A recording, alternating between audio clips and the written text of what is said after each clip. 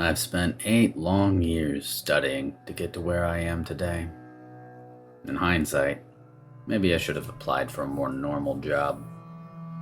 When people think of the paranormal, they tend to think about ghosts or demons, or something like that at least. So I decided to join a government agency dedicated to the study of the paranormal. With a box of my belongings, I came into work for my first day. As soon as I walked through the front door, I was met by a professional-looking woman. She introduced herself as Lois. Before I had time to say anything, she began giving me orders. She took my box and handed me a file, my first assignment. Lois is a straight shooter and cares little for anything that isn't business related. She waves her hand towards the door, signaling for me to get to work. I exited the building and began reading the file. Mark Lynch, age 15. This is a missing persons report. I found it strange to look into a missing person when I'm tasked with dealing in paranormal incidents, but I have no room to argue. I figured the best start to this investigation would be to meet with his mother. I follow the address on the file and arrive at the house. It's a small but cozy home. Eleanor Lynch offers me some tea as I sit on a recliner. I give her a moment to wipe the tears from her eyes before I begin questioning her. Eleanor tells me it was a fairly normal day for Mark. It was a school day, and he had planned to meet up with some friends to study afterwards. However, he never came home. She apologizes for not knowing anything more and begins to cry once again. I do my best to reassure her before I make my way to the high school. I go to the front office and introduce myself as Agent Ross Munston. I'm not really sure what my title is, but this was enough to convince at least the school that I meant business. I came to speak with Mark's friends he was supposed to meet up with, Lucas Renfield, George Wake, and Sarah Opal. The 3 kids enter a secluded office and sit on a couch in front of me. I offer them some water and introduce myself. I explain I'm here investigating the disappearance of Mark Lynch. When I speak his name, I could tell something was amiss. Lucas appeared agitated, Sarah dropped her head and fell quiet, and George did his best to keep any composure he had left. I start by asking if they had met up after school like they had originally planned. They all shook their heads, no one saying a word. What happened to Mark Lynch?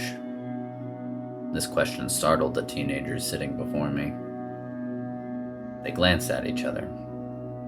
Lucas finally breaks. Reluctantly, he tells me what happened, starting with the typical line, "You'll never believe us anyways." During their lunch break, they had planned to go behind the school and smoke a few joints. Typical teenager stuff, I guess. Mark reached in his bag to grab the joints they brought. When he showed it to them, everyone was shocked. Instead of what they had thought was coming out of the bag was a severed finger wrapped in an old dirty cloth. They questioned Mark on what was going on, but he was just as frightened as them. He reached in his bag once more, this time a sacrificial ritual knife. They all thought something was wrong with Mark. Maybe he wasn't the friend they had always known. But even so, Mark insisted on his innocence. He held the bag open for them all to see and implored them to look inside. A normal reaction for a frightened kid. Lucas, however, had no interest in looking inside the bag, and he instead shoved it back. When he did this, the bag turned and the opening went over Mark's face. In an instant, Mark was sucked into the bag.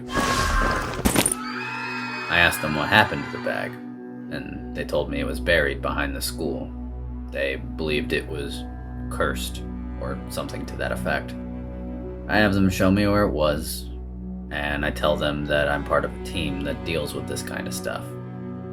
After they left, I called the lab. I updated them on my situation, and I called for 3 brain wipes at the school. After I had excavated the bag, I took it to the lab for testing. And by testing, I mean I burned the hell out of that bag. A room with 4 flamethrowers seemed to be good enough. However, to my surprise, the bag remained undamaged. This was when I was struck by an idea. I grabbed a thick rope and I anchored it just under the bag zipper. I let it fall into the bag, where most of it seemed to have vanished, took a deep breath, and I entered the bag myself, holding onto the rope as I did. The inside of the bag was dark and almost empty. Random items were scattered about, a couple of vapes, stacks of books and papers, and an empty shelf. Beside the shelf, curled up in a ball, was Mark. By my accounts, it seems like time moves normally in the bag. It had been about 5 or 6 days, and by the looks of the empty candy wrappers and 1 water bottle, that Mark had managed to find something to hold him over. I walk over, and Mark is unresponsive, just lost in his own mind.